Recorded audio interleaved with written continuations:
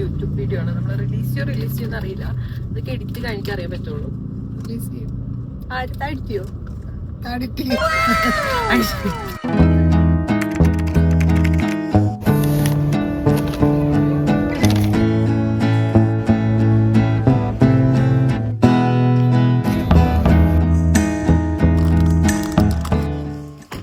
Hi all. ഇന്ന് ഓഫീസിൽ നിന്നില്ല, ഫുൾ ഫ്രീ ആണ്. അങ്ങനെ ഇരുന്നപ്പോൾ ഞാനും ഉമ്മച്ചിയും കൂടെ പുറത്തു പോകാമെന്ന് വിചാരിച്ചു. കുറച്ച് ഷോപ്പിങ്ങും കാര്യങ്ങളൊക്കെ ഉണ്ടായിരുന്നു. നമുക്ക് പുറത്തു പോയി സാധനങ്ങളൊക്കെ കുറച്ച് വീട്ടിലേക്ക് പർച്ചേസ് ചെയ്യാനുള്ളതെല്ലാം റീസ്റ്റോക്ക് ചെയ്യാന്ന് ഓർത്ത് ഇറങ്ങിയതാണ്. ഇപ്പോൾ വീട്ടിൽ കുറച്ച് ഗ്രോസറി റീഫിൽ ചെയ്യാൻ വേണ്ടി നമ്മൾ ന്യൂക്ലിയസ് മാളിൽ പോവാണ്. അവിടുത്തെ സ്മാർട്ട് ബസാറിൽ സെയിൽ നടക്കുന്നുണ്ട്. കുറച്ച് ഓഫർ സെയിലും കാര്യങ്ങളുണ്ട്. നമ്മളതിന് സാധനങ്ങൾ പർച്ചേസ് ചെയ്യാൻ പോവാം. വീഡിയോ എടുക്കാണ്. വീഡിയോയിൽ പറഞ്ഞാലേ വീഡിയോ പറയാൻ പറ്റില്ല, കാരണം അതിൽ കുറ്റം പറയാനാണ്. കുറ്റമല്ല എങ്കിലും അത് വീഡിയോയിൽ കേട്ട് കഴിഞ്ഞാൽ വീഡിയോ കേൾക്കാൻ പാടില്ലാത്ത കാര്യം. അപ്പൊ ഞാൻ കേട്ടിട്ട് വരാം. അങ്ങനെ ഉമ്മച്ചിന്റെ കഥയൊക്കെ കേട്ടിരുന്നപ്പോൾ തന്നെ ന്യൂക്ലിയസ് മാൾ എത്താറായി. നമ്മളെ വീടിന്റെ അടുത്ത് തന്നെയാണ് ന്യൂക്ലിയസ് മാൾ. ഒരു 10 മിനിറ്റ്സ് ട്രാവലുള്ളൂ. നമ്മൾ നേരെ വന്നു പാർക്കിങ്ങിൽ ചെന്ന് വണ്ടിയൊക്കെ പാർക്ക് ചെയ്തു. കുറേ നാൾക്ക് ശേഷമാണ് ന്യൂക്ലിയസ് മാളിലേക്കൊക്കെ ഒന്ന് വരുന്നത്. അതുപോലെ തന്നെ ഷോപ്പിങ്ങിനായിട്ട് വീട്ടിൽ നിന്ന് ഇറങ്ങുന്നതും കുറേ നാൾക്ക് ശേഷമാണ്. നേരെ നമ്മൾ സ്മാർട്ട് ബസാറിൽ പോയി അവിടുത്തെ സെയിലും കാര്യങ്ങളും എന്തൊക്കെയാണെന്നൊക്കെ നോക്കി. നമ്മൾ വീട്ടിൽ നിന്ന് സ്റ്റാർട്ട് ചെയ്തപ്പോൾ ഉമ്മച്ചി പറഞ്ഞു തുടങ്ങിയ കഥ ഇതുവരെ കഴിഞ്ഞിട്ടില്ല. നെവർ എൻഡിങ് സ്റ്റോറി ആയിരുന്നു. അത് തന്നെ പറഞ്ഞുകൊണ്ട് ഇങ്ങനെ നടന്നുകൊണ്ടിരിക്കുകയാണ്. സ്കിൻ കെയറിൻ്റെ കാര്യത്തിൽ ഇപ്പം ഞാനൊക്കെ ടോണർ മോയ്സ്ചറൈസറൊക്കെ യൂസ് ചെയ്യണ പോലെ എൻ്റെ ഉമ്മച്ചി വർഷങ്ങളൊട്ട് യൂസ് ചെയ്യുന്ന ഒരേ ഒരു സാധനമാണ് ഫെയർ ആൻഡ് ലവ്ലി. ഇത് ഇറങ്ങിയ കാലം തൊട്ടിട്ട് ഉപയോഗിച്ച് ഞാൻ കാണുന്നതാണ്. ഇപ്പോഴും അപ്പോഴും ആകെ ഈ ഒരു സാധനം മാത്രമേ ഈ ഫേസിലിടാറുള്ളൂ. അതുപോലെ തന്നെ ബ്രേക്ക്ഔട്ട്സോ കാര്യങ്ങളോ ഒന്നുമില്ല. ഫേസിൽ ഭയങ്കര ക്ലിയർ സ്കിന്നുമാണ്. പിന്നെ വീട്ടിൽ ഗ്രോസറി പർച്ചേസ് പോയി കഴിഞ്ഞാൽ നമ്മൾ നടന്നൊരു വഴിയാവും. അന്ന് എനിക്കൊരു പ്രത്യേക തരം ക്ഷീണവും രാത്രിയാകുമ്പോൾ പെട്ടെന്ന് ഒരു ഉറക്കം വരലുമായിരിക്കും. കാരണം അതിന് മാത്രം ഇങ്ങനെ ലൂപ്പ് പോലെ ഇരിക്കും നമ്മൾ പർച്ചേസിന് പോയി കഴിഞ്ഞാൽ ഇങ്ങനെ നടന്നുകൊണ്ടിരിക്കുന്നത്. അങ്ങനെ പത്രത്തിലുള്ള ഒരു ഓഫറൊക്കെ നോക്കി ഉമ്മച്ചി അത് നോക്കി സാധനങ്ങളൊക്കെ എടുക്കുമായിരുന്നു. അത്ര ഹാപ്പിയൊന്നുമല്ല ഓഫറിൽ, എന്നാലും ഉള്ളതിൽ നല്ല ഓഫേഴ്സൊക്കെ നോക്കിയിട്ട് ഓരോ സാധനങ്ങൾ പർച്ചേസ് ചെയ്യാനുള്ള റീഫില്ലായിരുന്നു.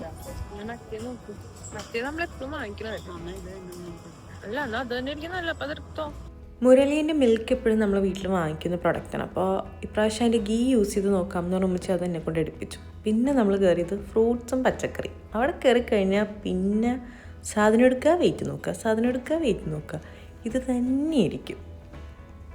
ആക്ച്വലി ഉള്ളതിൽ നല്ല കുറച്ച് ഓഫേഴ്സ് ഉണ്ടായിരുന്നത് വെജിറ്റബിൾസും ഫ്രൂട്ട്സൊക്കെ ആയിരുന്നു.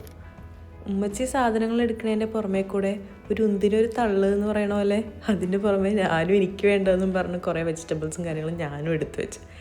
അത് ലാസ്റ്റ് ഉമ്മച്ചിനെ കുക്ക് ചെയ്യും, അത് വേറെ കാര്യം.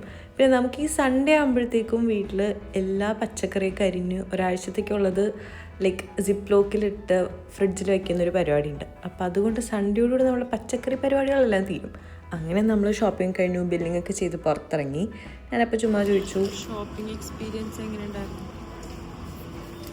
നല്ല എക്സ്പീരിയൻസ്.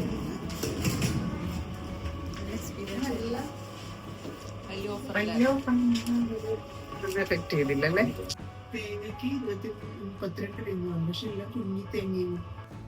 അങ്ങനെ 32 രൂപയ്ക്ക് ചെറിയ തേങ്ങ വാങ്ങിച്ചതായി അടുത്ത നമ്മളെ ഡിസ്കഷൻ. പിന്നെ നമ്മൾ വാങ്ങിച്ച സാധനങ്ങളെല്ലാം വണ്ടിയിൽ വെച്ചു. പതുക്കെ അവിടെ നിന്ന് ഇറങ്ങി നേരെ വീട്ടിലേക്ക് പോന്നു.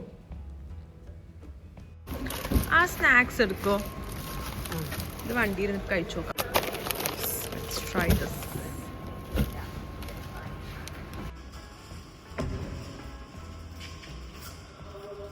അടച്ചോട്ടെ, ഒന്നും വയ്ക്കാനില്ലല്ലോ. ലൈറ്റില്ല, കുഴപ്പമില്ല. നമ്മുടെ ഫസ്റ്റ് യൂട്യൂബ് വ്ളോഗാണ് ഇപ്പോൾ എടുത്തത്. ഇത് പുറം ലോകം കാണുമോ ഇല്ലേന്നൊന്നും നമുക്കറിയില്ല അല്ലേ. ഫിക്സഡ് പാർക്കിംഗ് റേറ്റ് ആണല്ലേ.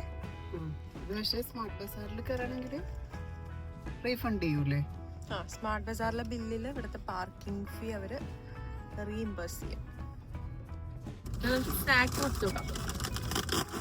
Quoted peanut spicy lemon. കാറിലിരുന്ന് വ്ളോഗ് ചെയ്യാനായിട്ടുള്ളൊരു സൊല്യൂഷൻ കണ്ടുപിടിക്കേണ്ടിയിരിക്കും.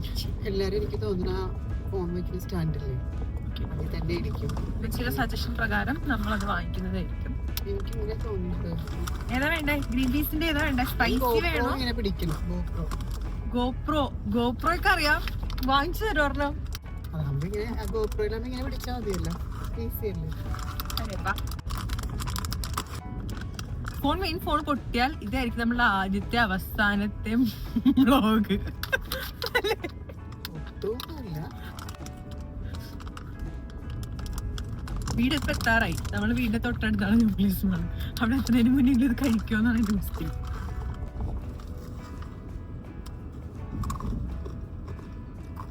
കുഴപ്പമില്ല, കൊള്ളാം. അപ്രൂവ്ഡ് ആണോ?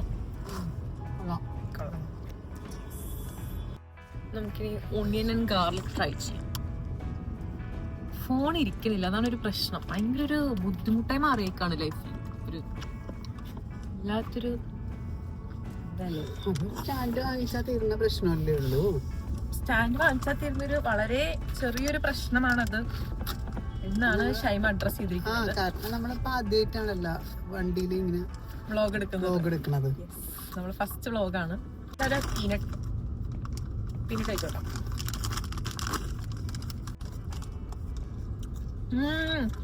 ടേസ്റ്റ് ആണോ? ഇതിന്റെ coating batter coating. Batter coating ആണ്.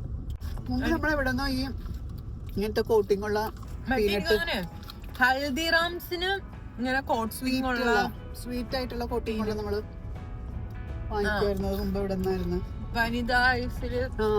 ശരിയാണ്, പണ്ട് പോകുമ്പോ അവിടേക്ക് കിട്ടുള്ളായിരുന്നു എന്നതല്ലേ?